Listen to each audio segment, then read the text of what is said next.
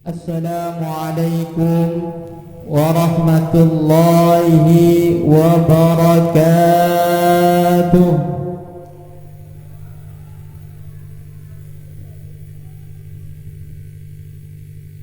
Nahmaduhu wa nusalli wa nusallimu ala rasulihil karim wa ala alihi wa ashabihi wattabi'ina lahum bi ihsanin ila yaumiddin. Amma ba'd. فقد قال الله تعالى في القرآن الكريم بسم الله الرحمن الرحيم سبحان الذي أسرى بعبده ليلا من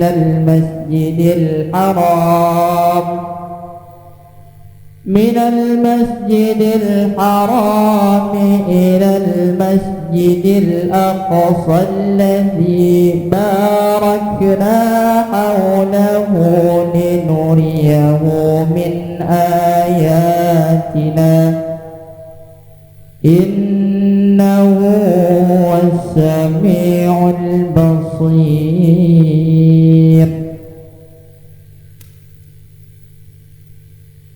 Bapak-bapak, ibu-ibu yang dirahmati oleh Allah Subhanahu wa taala, dan tak lupa di sini juga ada Pak Camat, Pak Sofi yang kami muliakan. Kemudian ada Pak Kades, Pak Mustamil Haji Mustamil Jadi yang dirahmati oleh Allah Subhanahu wa taala, para aparatur negara, perangkat desa, para alim ulama, Bapak Haji dan Ibu Hajah yang pada malam ini berkumpul di sini untuk supaya diampuni dosa-dosanya oleh Allah Subhanahu wa taala. Wis kenikmatan yang paling enak itu nikmat kalau orang itu hidupnya dosa-dosanya itu diampuni oleh Allah, berarti ujungnya surga. Itu kehidupan yang paling enak. Tapi prakteknya sholatnya 5 menit kali 5 waktu sholat 25 menit, sisanya lalai, sisanya bermaksiat kepada Allah. Maka kata para ulama, di situ berpuncak kebaikan, maka di situ akan banyak terjadi pelanggaran.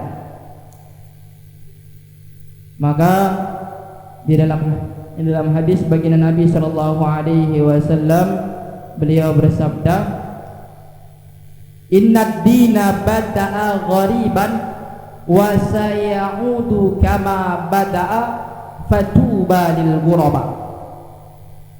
Sesungguhnya agama dimulai dalam keadaan asing.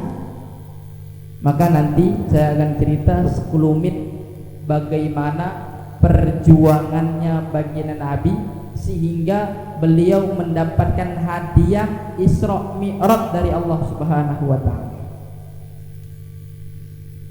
Pertama kali baginda Nabi dakwah sendirian. Ini orang dakwah sendirian, sekelilingnya mengatakan ini Muhammad ini orang gila. Kalau kita Pak boro-boro mau dewean Pak, kalau kita masjid jingok siko uang bayi yang sholat, dak tergerak hati itu nak ngisi masjid.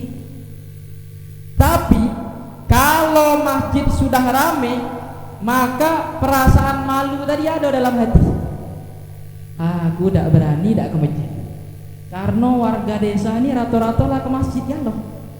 Maka otomatis aku juga harus ke masjid. Sampai tingkatan kalau kamu pingin dikenal warga, umpama baik nak calon jadi camat, nak calon jadi kades, sholat ke masjid, karena supaya dikenal oleh warga. Itulah sifat manusia akhir zaman. Maka kita berdoa kepada Allah supaya kehidupan kita ini senantiasa dituntun oleh Allah di dalam kebaikan, dijauhi oleh Allah terhadap keburukan yang menimbulkan murkanya Allah. Bapak-bapak, ibu-ibu yang dirahmati oleh Allah Subhanahu wa taala, maka ada satu kejadian besar yang mana kejadian ini belum pernah terjadi sebelumnya dan tidak akan pernah terjadi setelahnya. Kejadian ini hanya satu kali dalam satu kehidupan manusia, kejadian yang besar diciptakan, dihantar oleh Zat yang maha besar, dihantar untuk Nabi yang terbesar. Kejadian tersebut adalah Isra Mi'rajnya Nabi Muhammad sallallahu alaihi wasallam. Nyebut salawat itu penting, Mbak. Bu, nyebut salawat itu penting, Bu. Kadang-kadang kita ini belum tahu ya, kenapa kok ketika saya nyebut sallallahu alaihi wasallam, saya pinginnya kita bareng-bareng sallallahu alaihi wasallam. Karena apa? Kata baginda Nabi, ciri-ciri orang fakir dalam hadis baginda Nabi ialah orang yang paling sedikit bersolawat kepadaku. Maka ketika saya menyebutkan solawat, kita bareng-bareng solawat, maksudnya apa? Menghindari diri kita dari kefakiran-kefakiran yang menimpa kehidupan kita. Sallallahu alaihi wasallam. Bapak-bapak, ibu-ibu yang dirahmati oleh Allah Subhanahu wa taala, sebelum terjadinya kejadian besar ini, maka pasti kejadian ini ada yang memulainya.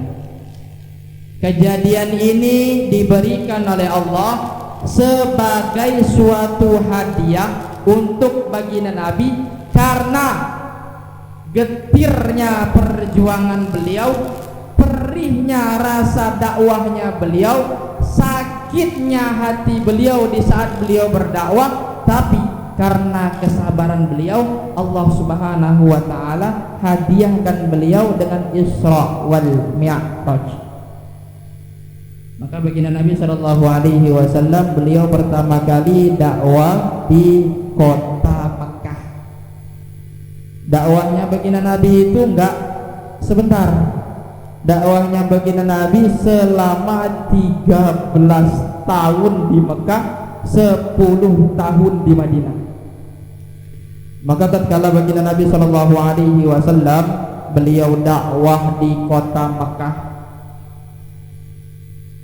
karena rasa perjuangan beliau yang besar, semakin kuat tantangan-tantangan orang-orang yang ada di sekitar beliau.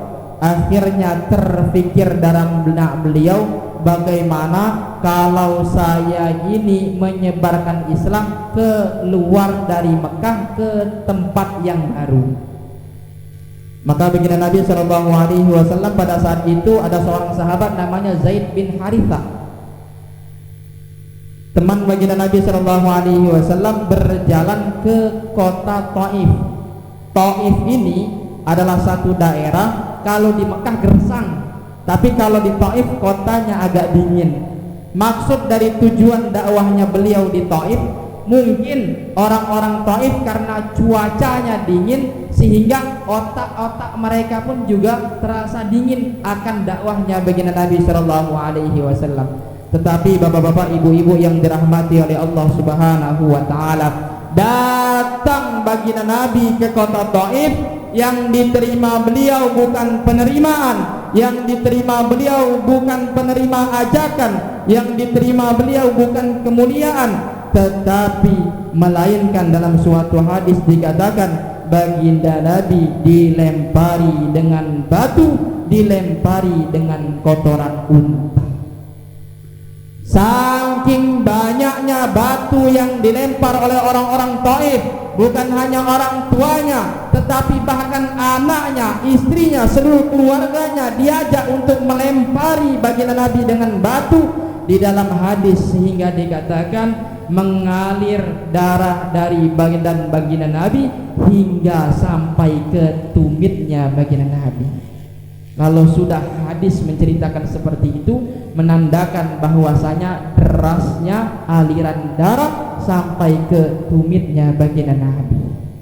Bapak-bapak, ibu-ibu yang dirahmati oleh Allah Subhanahu Wa Taala, maka baginda Nabi Shallallahu Alaihi Wasallam beliau bersabda, ilaika ashku du'fati quwwati wa qillati hilati wa awan nas. Ya Allah, aku adukan lemahnya kekuatanku, aku adukan kehinaan diriku di hadapan mereka, maka bantulah diriku. Maka tertanam dalam hati baginda Nabi, illam yakun bika alayya ghadab fala ubali. Kata baginda Nabi, kalau seumpama semua orang ini memarahiku, illam yakun bika alayya ghadab, tetapi engkau tidak marah ya Allah, fala ubali, maka aku tidak akan mengabaikan marah-marah orang yang ada di sekitarku. Maka kita punya prinsip, Pak. Prinsip kita ibadah ini, biarlah saya ibadah, biarlah saya sholat, walaupun banyak orang yang tidak suka, tetapi kalau Allah sudah cinta, maka pasti hidup saya sukses. Ini kadang-kadang, Pak, ya, dalam kehidupan kita ini dikasih ujian, Pak. Ini ujiannya Pak Ustadz, kita ini ceramah-ceramah, saya ini Pak Ustadz ya, lihat orang yang rajin ke masjid hidupnya melarat Pak Ustadz. Orang yang gak pernah ke masjid makin kaya Pak Ustadz. Seperti itu. Apalagi kalau kita lihat ini, maaf saya yang berbicara seperti ini emang fakta. Kalau sudah orang beragama Islam itu dikit orang kaya ya Ustadz. Tapi kalau sudah selain Islam itu rata-rata kaya Ustaz.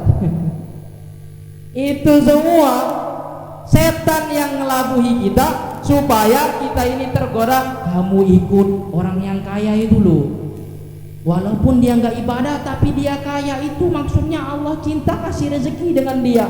Ini kamu yang sholat ya nggak dikasih rezeki oleh Allah. Seperti itu. Bapak-bapak, ibu-ibu yang dirahmati oleh Allah Subhanahu Wa Taala, rizki itu ada dua perkara. Rizki yang pertama Allah berikan kepada manusia murni karena anugerahnya Allah. Nah, rizki yang kedua ini hati-hati. Rizki yang kedua ini namanya istidraj.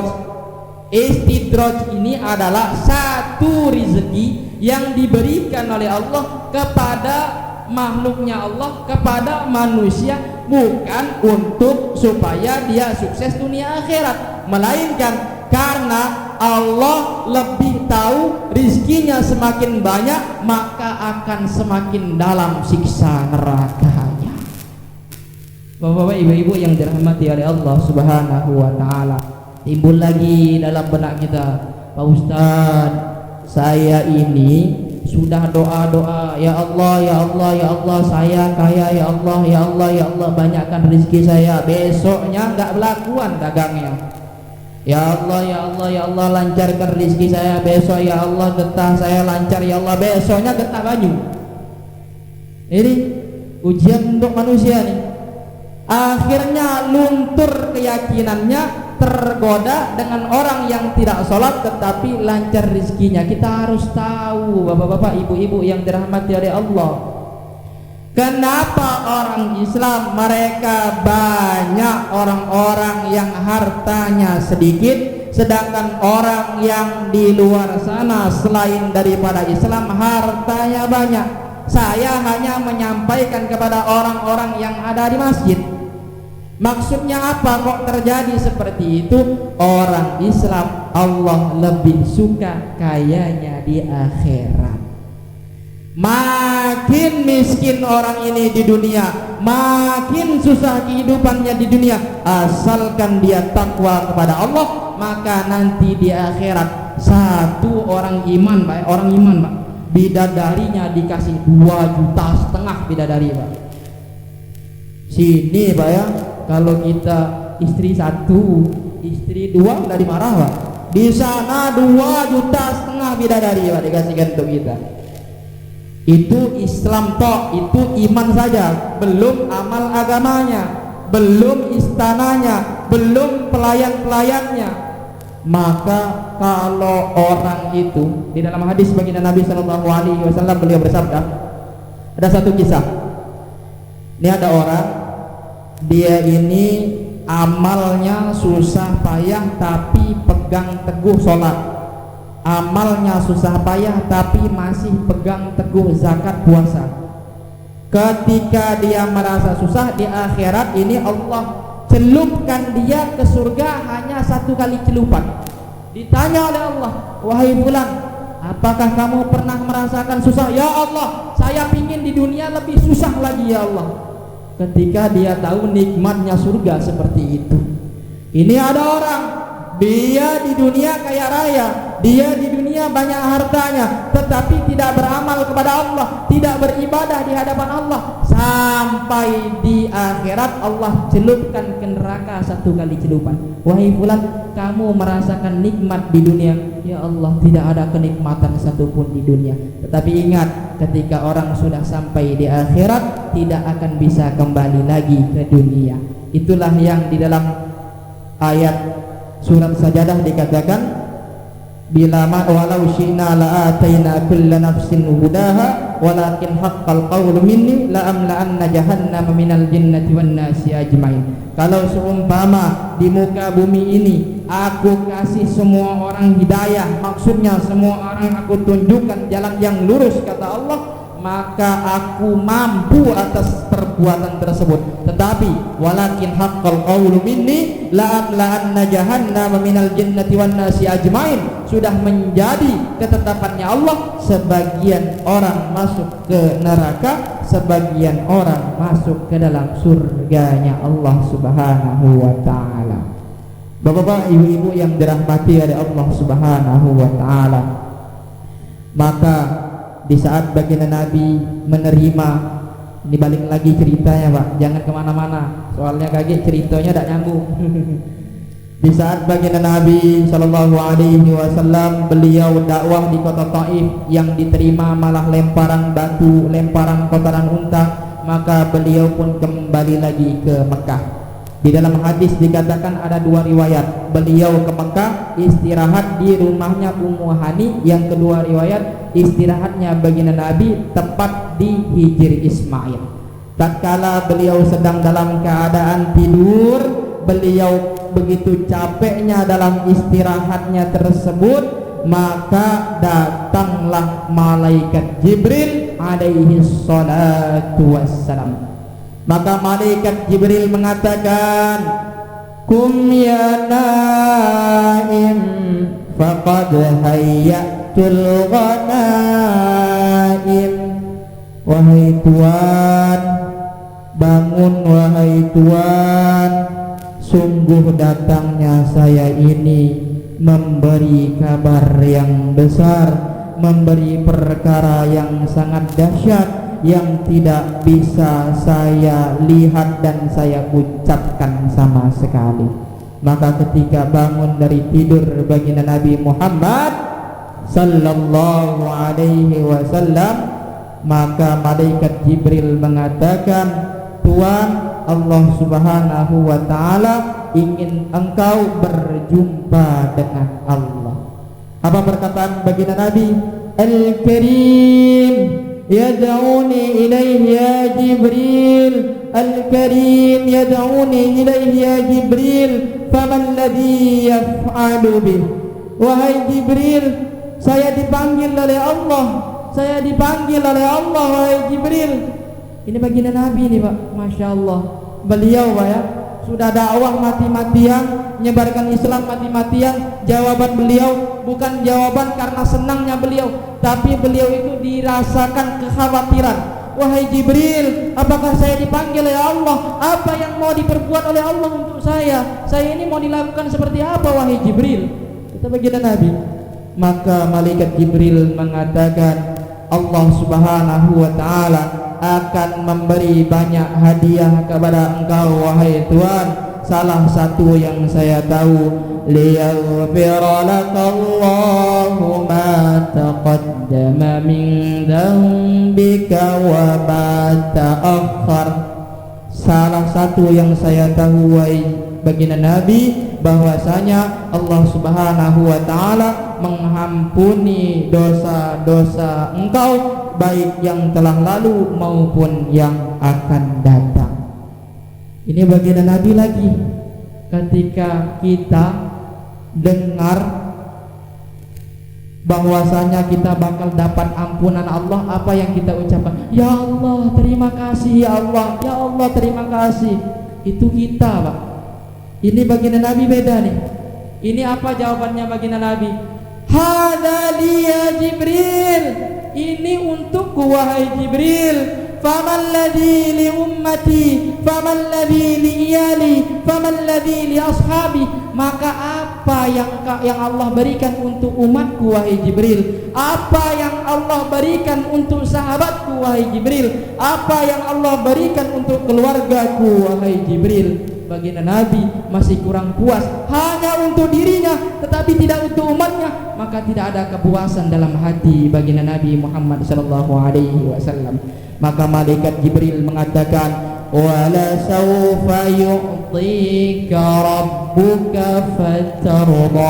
Wahai baginda Nabi, mintalah wahai baginda Nabi, sampai engkau ridha, sampai engkau puas, sampai engkau rela, pasti Allah akan mengijabahi permintaanmu wahai baginda Nabi Muhammad sallallahu alaihi wasallam. Hadirin yang dimuliakan oleh Allah Subhanahu wa taala, maka Syekh Zarqani beliau mengatakan, baginda Nabi sallallahu alaihi wasallam berkata di hadapan baginda Nabi, wahai malaikat Jibril, idzan la arda ahadan anna ahadan min ummati yadkhulun nar. Kalau seumpama engkau minta sampai aku puas, kalau seumpama engkau minta sampai aku rela, sampai aku betul-betul lega, maka yang aku perminta, jangan sampai satu saja dari umatku tertinggal masuk ke dalam nerakanya Allah Subhanahu wa ta'ala. Permintaannya baginda Nabi, seluruh umatnya bagaimana semuanya masuk ke dalam surga bagi yang iman. Dalam tanda kutip Pak, bagi yang iman, bagi yang Islam. Islam saja Pak, Islam saja. Walaupun dibilang KTP Islam saja, itu sudah punya satu tiket menuju surga. Bagaimana kalau Islamnya disertai dengan sholat? Bagaimana kalau Islamnya disertai dengan zakat? Pak Ustadz, lah terus kami ini banyak maksiat Ustadz. Terus di neraka bagaimana Pak Ustadz? Kan tempatnya orang bermaksiat kan neraka. Bapak-bapak, ibu-ibu yang dirahmati oleh Allah Subhanahu wa ta'ala, memang pertama kali dosa-dosa yang kita perbuat kalau sampai tidak diampuni oleh Allah, ini orang masuk ke dalam neraka.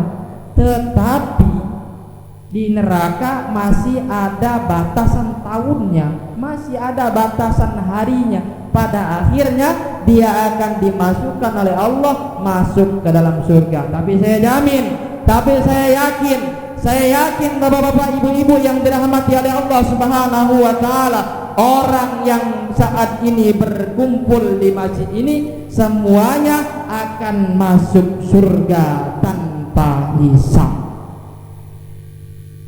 Pak Ustadz sudah yakin? Bagaimana Pak Ustadz? Pertanggungjawaban sesuai dengan hadisnya baginda Nabi. Baginda Nabi mengatakan, "Basyiril masya'ina fid dhulami ilal masajid binur tami yaumal qiyamah." Maka nanti kata baginda Nabi, kasihlah kabar gembira bagi orang yang berjalan pada malam gelap gulita. Lah malam tadi Pak? Belum malam, masih maghrib tadi itu, cuman mati lampu jadi malam. Mati lampu tadi jadi malam. Tetap itu Pak, masih dapat hadisnya. Basyiril masya'ina fid dhulami, kabar gembira bagi orang-orang yang berjalan ke masjid pada waktu malam, bin nuri tami yaumal qiyamah, nanti akan di hari kiamat Allah kasih dia cahaya yang sempurna. Maksudnya apa cahaya sempurna? Supaya nanti di akhirat, sebelum kita masuk ke dalam surga ataupun sebelum kita masuk ke dalam neraka, kita kumpul di padang mahsyar, maka umatnya baginda Nabi yang dikenali oleh baginda Nabi lewat cahaya-cahaya yang menyinari diri mereka. Maka semua kita ini nanti di padang mahsyar punya cahaya Pak. Pak Ustadz, kami ini banyak maksiat Pak Ustadz. Ada lagi hadis baginda Nabi untuk menyemangatkan kita ini, supaya kita ini walaupun kapanpun, dimanapun, kalau waktunya kita tobat, silahkan tobat, silahkan beribadah kepada Allah. Ini dalam hadis baginda Nabi, beliau mengatakan ada orang masuk ke dalam surga dalam keadaan dirantai. Maka para ulama memberi kefahaman kepada kita, ada sebagian orang yang dia awal-awalnya memaksakan dirinya untuk sholat di masjid. Oh saya nih kaget, tunggu sadar Pak. Jangan tunggu sadar, kaget mati sebelum sadar. Jadinya ceritanya. Nah, bapak-bapak, ibu-ibu yang dirahmati oleh Allah Subhanahu wa taala, kita paksa diri kita untuk sholat 5 waktu, kita paksa diri kita untuk beribadah, menyembah kepada Allah. Awalnya keterpaksaan, lama-lama menjadi kebiasaan. Kalau sudah terbiasa, terpupuk rasa malu. Kalau sudah terpupuk rasa malu, maka akan susah untuk meninggalkan. Mak ngomong nih, kita ini sholat, sekarang sholat kita ini, tetapi ketika di waktu-waktu yang sempit kita mau sholat, nanti aja lah sholatnya, nanti lewat. Akhirnya waktu zuhur, mau sholat nih, saya belum selesai pekerjaan ini, maka selesaikan dulu, selesai, lewat lagi waktu. Kenapa terjadi seperti itu? Karena dalam hati belum terpupuk rasa malu di hadapan Allah. Kalau sudah terpupuk rasa malu, gak perlu digerakkan, gak perlu disuruh. Kalau sudah Allah memanggil, innamal mu'minuna alladzina idza dzukirallah wajilat qulubuhum. Kalau sudah dipanggil Allahu akbar, Allahu akbar, hatinya langsung bergetar. Gak perlu dipanggil Pak. Tapi kalau belum ada getaran, timbul kala dulu getaran Pak. Minimalnya pakai alarm bagi malam Pak ya. Malam hidupi alarm, getaran alarm itulah yang bangun ke kita untuk sholat subuh. Insyaallah, insyaallah. Bapak-bapak, ibu-ibu yang dirahmati oleh Allah Subhanahu wa taala, maka baginda Nabi sallallahu alaihi wasallam, beliau pun berangkat dengan malaikat Jibril mengendarai suatu hewan, kendaraan yang namanya buraq. Buraq ini adalah satu kendaraan nanti kita di surga. Tapi baginda Nabi sudah pernah mengendarai buraq di dunia. Buraq ini Pak, artinya lebih cepat dari kilat. Berarti larinya buraq ini lebih cepat dari kilat atau secepat kilat. Bayangkan Pak, Satu malam saja baginda Nabi sudah menuntaskan Isra wal Mi'raj. Itu orang Mekah ketika baginda Nabi pulang dari Isra Mi'raj, itu orang Mekah bilang ini orang gila nih.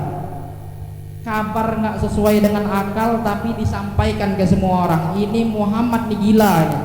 Tapi Pak ya, Sayyidina Abu Bakar As-Siddiq, beliau ketika ditanya oleh Rasulullah, wahai Abu Bakar, saya ini tadi malam dikasih hadiah oleh Allah Isra wal Mi'raj.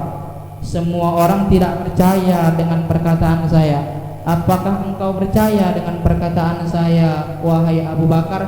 Maka Abu Bakar mengatakan, lebih daripada kabar yang kau berikan itu kepada saya ya Rasulullah, maka saya ingin saya orang pertama kali orang yang percaya terhadap kabar tersebut.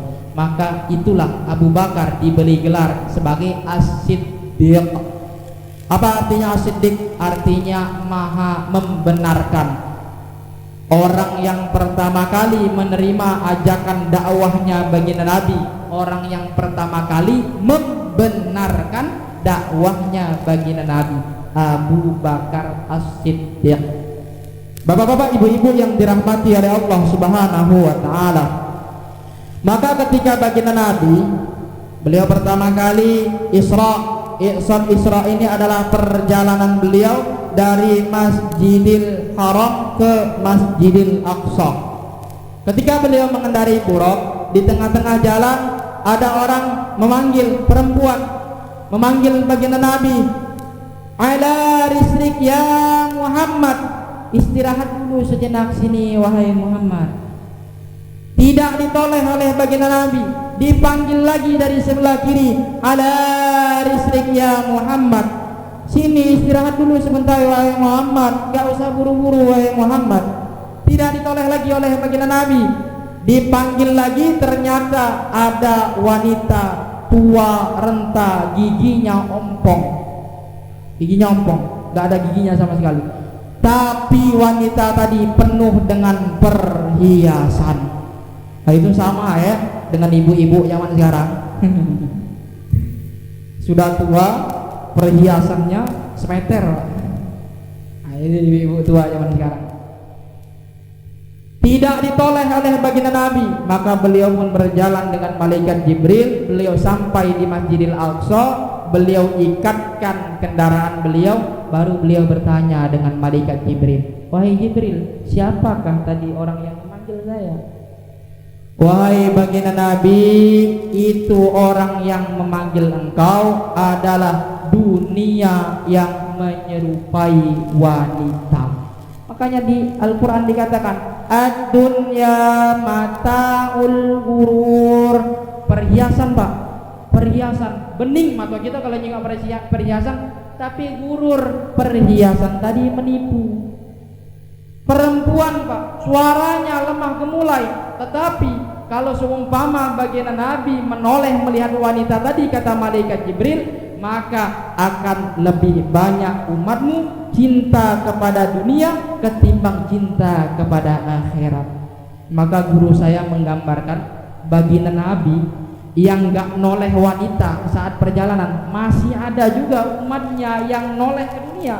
Masih ada juga umatnya yang gak akhirat sama sekali, dunia tok isi dalam kehidupannya. Bagaimana kalau saya ini, kata kiai saya, kalau saya ini, saya punya santri banyak, terus saya noleh wanita sekali, maka seluruh santri saya ini jadi orang-orang nakal semuanya, kata kiai saya. Bapak-bapak, ibu-ibu yang dirahmati oleh Allah Subhanahu wa taala, berat Pak.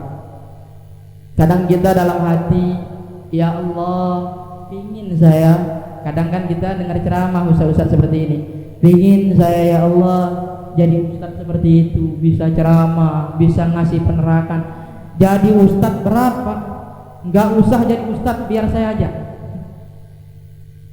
Jadi ustaz itu berat Pak. Kenapa dikatakan berat? Kalau seumpama kita jadi ustaz, kalau seumpama kita jadi ulama, ada orang bertanya hukum kepada kita, seluruh orang kampung tidak tahu keulamaan, hanya kita yang ditahu ulama. Mereka tanya hukum kepada kita, kita jawab itu hukumnya haram, ternyata halal. Itu hukumnya halal, ternyata haram. ternyata makruh, ternyata mubah. Kita jawab hukumnya tadi haram, salah jawaban, maka seluruh orang kampung tadi dosanya nggak ada yang nanggung, ditanggung oleh ulama ini, Pak. Maka berat jadi ulama. Biar saya aja. Bapak-bapak, ibu-ibu yang dirahmati oleh Allah Subhanahu wa taala.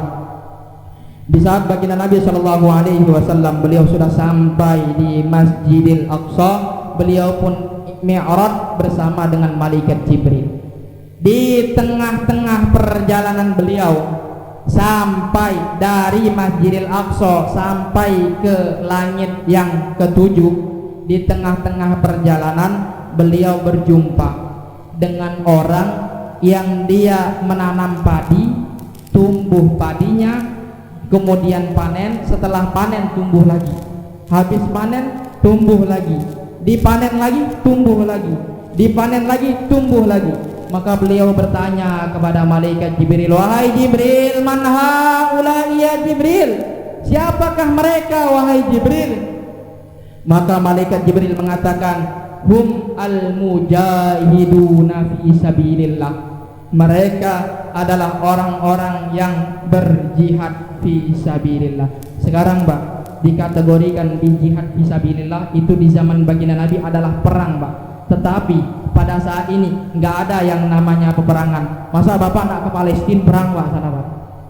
Nggak ada peperangan, kita di Indonesia aman. Nah, sekarang peperangannya maksudnya seperti apa? Kita berperang melawan hawa nafsu, kemudian kita ikut berpartisipasi untuk keamanan orang-orang Islam, untuk keibadahan orang-orang Islam.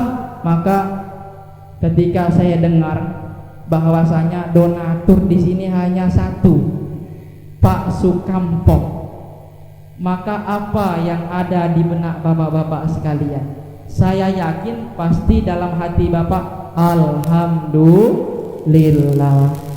Tetapi yang paling bagus lagi, Pak, bukan alhamdulillah, tetapi istighfar.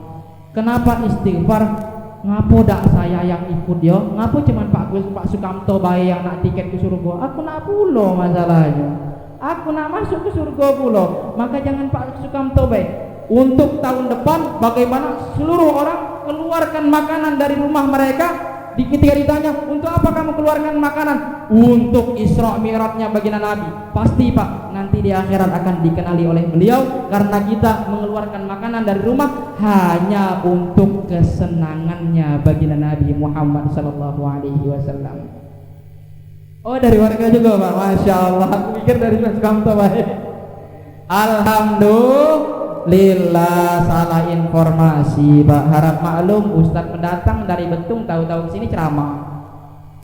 Bapak-bapak, ibu-ibu yang dirahmati oleh Allah Subhanahu wa taala, maka baginda Nabi sallallahu alaihi wasallam beliau berjalan lagi, beliau bertemu dengan orang yang di sampingnya ada daging segar, enak dipandang, serasa lezat ingin memakannya, tetapi orang tadi beralih ingin memakan daging busuk yang tidak enak dipandang. Dia makan, dia muntah, makan lagi, muntah lagi, makan lagi, muntah lagi. Maka baginda Nabi bertanya kepada malaikat Jibril, man haula'i ya Jibril, siapakah mereka wahai Jibril? Maka Jibril mengatakan, itu adalah orang yang ketika di dunia dia punya istri, istrinya cantik jelita, tapi malah dia terpengaruh dengan wanita-wanita yang ada di luar rumah mereka. Istri diibaratkan dengan daging yang segar. Istri adalah halal untuk dimakan, istri halal untuk dinikmati. Dia malah memilih jalur haram untuk menikmati yang bukan halalnya. Bapak-bapak, ibu-ibu yang dirahmati oleh Allah Subhanahu wa taala, itu peringatan bagi kita, karena manusia ini, Pak ya, manusia ini kata orang-orang kesehatan, manusia ini bukan hanya satu kali saja, Pak. Dia kalau laki-laki ini tidak satu kali buber ya, tapi 2 kali buber ya. Pubernya laki-laki itu ketika dia balik, yang kedua ketika dia beranjak 40 tahun. Maka kita perhatikan diri kita, jangan sampai orang lain lebih cantik daripada istri saya. Ibu-ibu, bu, ibu-ibu, ada satu nih peringatan untuk ibu-ibu khusus. Bagaimana hiasan ibu, tata rias ibu ketika ke kondangan itu diberikan, Bu, setiap malam Jumat. Kalau tidak seperti itu, maaf ibu-ibu, kadang-kadang ibu-ibu nyalahkan bapak-bapak. Ah, bapak ini nggak pernah betah di rumah. Istrinya yang nggak bikin betah di rumah. Bapak, ya biasa kan, Mak. Ada, saya pernah lihat itu kan. Maaf, saya itu juga ada buka TikTok ya. Saya buka TikTok juga. Di TikTok itu saya lihat kalau suami minta maaf lurus Pak garisnya, Pak, minta maaf. Kalau istri dia lama, ujung-ujungnya suami minta maaf. Maka bagaimana? Bukan bapaknya yang nggak betah di rumah, tetapi istrinya harus membikin bapaknya betah di rumah. Bukan kecantikan yang diperlu bapak-bapak sekarang, Bu. Saya sudah menikah, bukan kecantikan yang saya perlu, tetapi bagaimana pelayanan seorang istri terhadap suaminya itu akan membikin suaminya betah dengan istrinya, melihat orang lain itu nggak nafsu sama sekali, hanya dengan istrinya. Bapak-bapak, ibu-ibu yang dirahmati oleh Allah Subhanahu wa taala. Maka baginda Nabi sallallahu alaihi wasallam, beliau berjalan lagi diantar oleh malaikat Jibril sampai ke langit yang ketujuh. Malaikat Jibril mengatakan, wahai baginda Nabi, saya tidak ikut dengan engkau, hanya engkau yang sowan kepada Allah. Malaikat Jibril yang terbuat dari cahaya nggak mampu, Pak, untuk naik lagi di atas langit ketujuh. Itu namanya Sidratul Muntaha, tempat yang paling tinggi. Hanya baginda Nabi bertemu dengan Allah Subhanahu wa taala. Maka tatkala Allah Subhanahu wa taala perintahkan salat pertama kali, diperintahkan itu 50 waktu. Maka baginda Nabi turun bertemu dengan Nabi Musa alaihi salam. Ditanya oleh Nabi Musa, "Wahai Muhammad, engkau diberi perintah oleh Allah salat berapa waktu?" 50 waktu. Umatmu tidak akan mampu, minta lagi kepada Allah, minta kortingan lagi baginda Nabi di hadapan Allah. Akhirnya dituruni oleh Allah 45 waktu, turun lagi berjumpa dengan Nabi Musa. Enggak mampu umatmu menjalankan 45 waktu. Pada akhirnya baginda Nabi korting kepada Allah, dikorting oleh Allah menjadi 5 waktu sholat. Datang ke Nabi Musa, jawaban Nabi Musa, wahai baginda Nabi, wahai Muhammad, nggak akan mampu umatmu untuk mengerjakan 5 waktu sholat itu. Maka Nabi Muhammad mengatakan, wahai Musa, wahai Nabi Musa, cukup, saya sudah malu di hadapan Allah Subhanahu wa taala. Pada akhirnya kita diwajibkan sholat 5 waktu.